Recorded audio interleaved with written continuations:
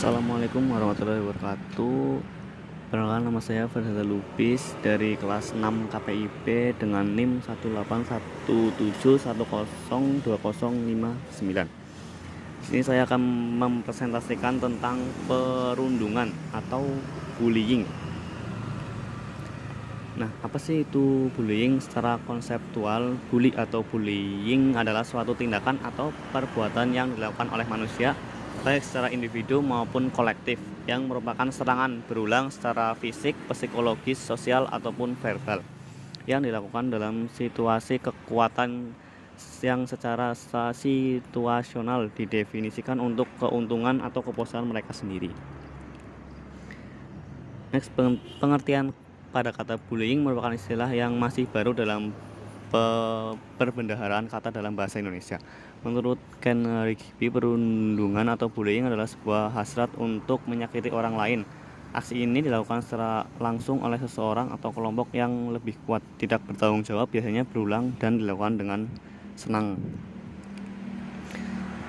Pengertian perundungan atau bullying menurut Komisi Nasional Perlindungan Anak (KNPA) adalah kekerasan fisik dan psikologis berjangka panjang yang dilakukan oleh seorang atau kelompok terhadap seseorang yang tidak mau mempertahankan diri. Next, yaitu menurut Diana Haryana, yang termasuk ke dalam unsur-unsur perundungan atau bullying diantaranya: 1. Pelaku bullying umumnya seorang anak yang memiliki kekuatan dan kekuasaan di atas korbannya. Pelaku bullying umumnya temperamental, emosi kuat, dan berfisik besar. Yang kedua yaitu korban bullying. Nah, korban ini biasanya memiliki fisik yang kecil dan siswa yang rendah kepercayaan dirinya. Dan yang ketiga yaitu ada saksi bullying. Saksi bullying biasanya berperan serta dengan dua cara, yaitu mendukung pelaku bullying dan menyuarakan atau diam dan bersikap acuh. Next, menurut Biokoloraso terdapat 4 unsur dalam perilaku bullying kepada seseorang, yaitu sebagai berikut. Yang pertama yaitu ketidakseimbangan kekuatan. Pelaku bullying dapat saja seorang yang lebih tua, lebih besar, lebih kuat, lebih mahir secara verbal, lebih tinggi, dan status sosial berasal dari ras yang berbeda atau tidak berjenis kelamin yang sama. Jumlah besar kelompok anak yang melakukan bullying dapat menyebabkan ketidakseimbangan. Yang kedua yaitu niat untuk menciderai. Bullying berarti menyebabkan kepedihan emosional atau luka fisik, memerlukan tindakan untuk dapat melukai dan menimbulkan rasa senang di hati sang pelaku yang menyaksikan luka tersebut. Yang ketiga yaitu ancaman agresi lebih lanjut. Baik pihak pelaku maupun pihak korban mengetahui bahwa bullying dapat dan kemungkinan akan terjadi kembali. Bullying tidak dimaksudkan sebagai peristiwa yang terjadi sekali saja. Yang keempat yaitu teror. Bullying adalah kekerasan sistematika yang digunakan untuk mengintimidasi dan memelihara dominasi. Teror yang menusuk tepat di jantung korban bukan hanya merupakan sebuah cara untuk mencapai tujuan tindakan bullying. Teror itulah yang merupakan tujuan dari tindakan bullying tersebut. Next, yaitu bentuk bullying. Bullying merupakan tindakan yang dilakukan dengan sadar dan disengaja oleh pihak-pihak yang melakukannya. Pelaku bullying umumnya memiliki alasan melakukan tindakan bullying. Dengan demikian, ada beberapa bentuk bullying dilihat dari berbagai pendapat. Menurut Sullivan, seperti yang dikutip Ponpi Retno Astuti, menggolongkan 2 bentuk bullying sebagai berikut. Yang pertama, fisik. Contohnya yaitu menggigit, menarik rambut, memukul, dan menendang. Yang kedua adalah non-fisik. Non-fisik ini adalah menjadi 2 verbal dan non-verbal. Yang verbal contohnya adalah panggilan telepon yang meledak, memalak, memeras, atau mengancam. Yang kedua yaitu non-verbal. Dan non-verbal ini dibedakan menjadi 2. Tidak langsung, contohnya memanipulasi pertemanan, mengasingkan, dan mengikut sertakan.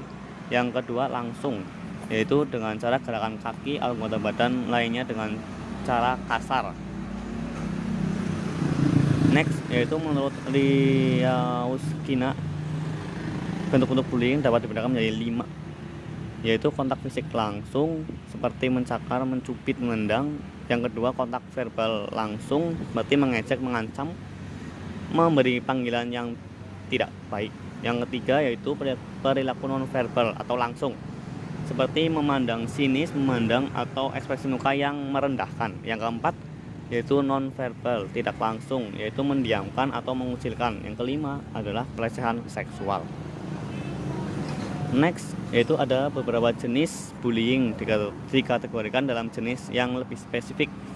Yang pertama yaitu racial bullying, perilaku bullying yang ditujukan kepada seorang karena identitas ras mereka. Yang kedua adalah sexual bullying, yaitu sebagai pelecehan seksual.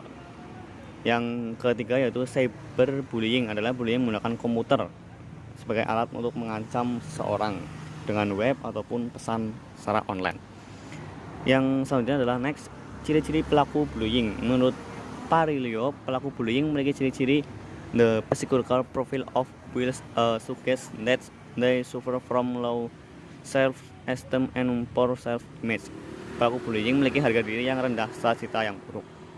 Adapun ciri-ciri bullying antara lain bisa dibaca di PPT, yaitu A. hidup berkelompok, B. menempatkan diri di tempat tertentu, C. seorang dikatakan populer atau famous di sekolah ataupun kampus. Yang D adalah gerak-geriknya seringkali ditandai dengan berjalan di depan sengaja menabrak, berkata kasar, atau melecehkan. Itu next yang selanjutnya adalah ciri-ciri korban bullying. Ciri-cirinya antara lain bisa dibaca di PPT: pemalu, bodoh, mendadak menyendiri atau pendiam, introvert, ataupun aneh, mencoret-coret, dan lain-lain. Yang keempat yaitu dampak bullying. Ini ada banyak ya teman-teman.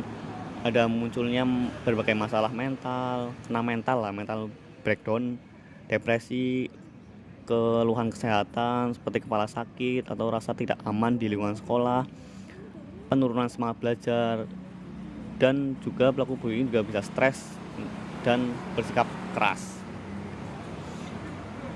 Dampak positifnya, ternyata ada dampak positif dari bullying ini ya teman-teman.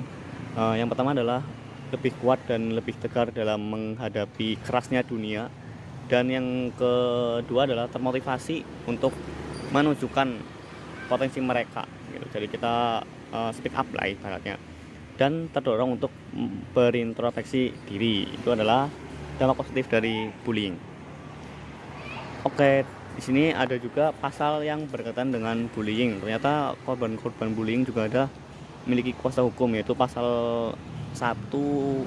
Yang ke-1 yaitu pasal 71D ayat 1.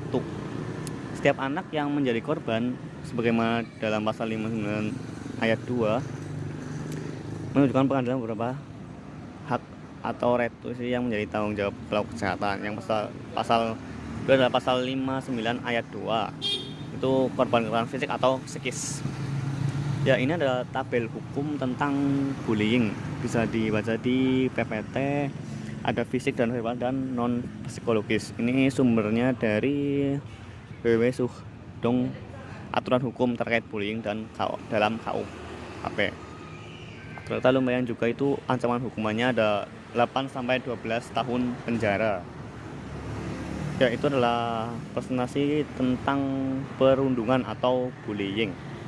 Mungkin segitu presentasi dari saya. Terima kasih atas perhatiannya. Atau bila ada kata-kata atau informasi yang kurang pas, saya mohon maaf yang sebesar-besarnya. Wassalamualaikum warahmatullahi wabarakatuh.